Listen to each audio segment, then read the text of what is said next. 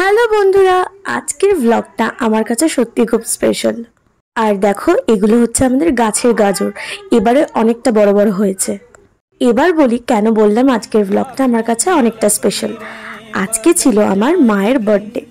দেখো, সত্যি কথা বলতে আমার মা না এইগুলো একদমই পছন্দ করে না। এই যে বার্থডে সেলিব্রেশন করা, মানে পছন্দ বলতে আমাদের বার্থডে খুবই পছন্দ করে সেলিব্রেশন করা, কিন্তু নিজে যে আমাদের সবার জন্য সেলিব্রেট করে, বার্থডে সব কিছু রান্না করে, সেই নিজে তার বার্থডে সেলিব্রেশন করা একদমই পছন্দ করে না। এখন বাজে 12:30, আমি রেডি হয়ে যাচ্ছি ভাইয়ের সাথে কিছু জিনিস কিনতে মায়ের জন্য কিছু মিষ্টি কিনে এনেছিলাম, আনাও হয়ে গেছে মিষ্টি।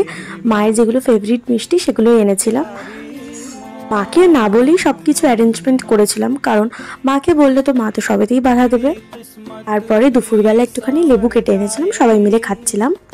এখন বাজে বিকাল 5টা, আর আমরা একটু ঘুরতে গেছিলাম। তো এই যে এই পুচকিটার সাথেই ঘুরতে গেছিলাম, অনেকদিন পর ওর সাথে দেখা হলো। ফেরার সময় আইসক্রিম আর কোল্ড ড্রিঙ্কস নিয়ে এসেছিলাম মায়ের জন্য। মাকে সবটাই না বলে করেছিলাম, কারণ বললে তো কিছুই করতে দেবে না। মায়ের তো ছোট থেকে সেইভাবে বার্থডেই সেলিব্রেশন করা হয়নি। আগেকার দিনে একটা নিয়ম ছিল, তোমরা সবাই রিলেট করতে পারবে নিজেদের সাথে, যে মেয়েদের বার্থডে নাকি করতেই নেই। কিন্তু সত্যি বলতে আমিও সব একদমই মানি না। যে আমাদের জন্য এত করে, যে আমাদের জন্য সবসময় ভাবে, তার জন্য এই স্পেশাল দিনটা আমরা কেন ভাববো না বলো তো? তার জন্য কেন এইটুকু সেলিব্রেশন আমরা করতে পারি না? তো আমি তো আগে ছোটোবেলায় বুঝতাম না এসব। যখন আমি বড় হয়েছি, একটু বুঝতে শিখেছি, তারপর থেকে আমি মায়ের বার্থডে সেলিব্রেট করি।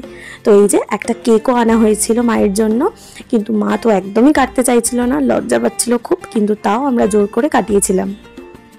মা এই যে রেডি হয়ে গেছে। মা তো রেডি হতেই চাইছিল না, লজ্জা পাচ্ছিল। তো আমি জোর করেই বলেছিলাম রেডি হওয়ার জন্যে। তো কিছু আঙ্কেলরাও এসেছিল, মানে আঙ্কেলরাই এই কেকটা নিয়ে এসেছিল মায়ের জন্য। আমিও আনবো বলেছিলাম, কিন্তু আঙ্কেলটা বললো যে না, আমি নিয়ে আসি। তো নিয়ে এসেছিল সবাই মিলে। মায়ের বার্থডের দিন কোনো রকম খাবার দাবার তেমন আনা হয়নি, কারণ তারপরের দিনে আমার ভাইয়ের এক্সাম ছিল। বার্থডের পরের দিনকে খাবার দাবার আনা হয়েছিল। আর একটা ডিশ আমি বানিয়েছিলাম, এই ডিশটা আমি পরের একটা ভিডিওতে তোমাদের সাথে শেয়ার করবো। তো চলো, আজকের মতো টাটা।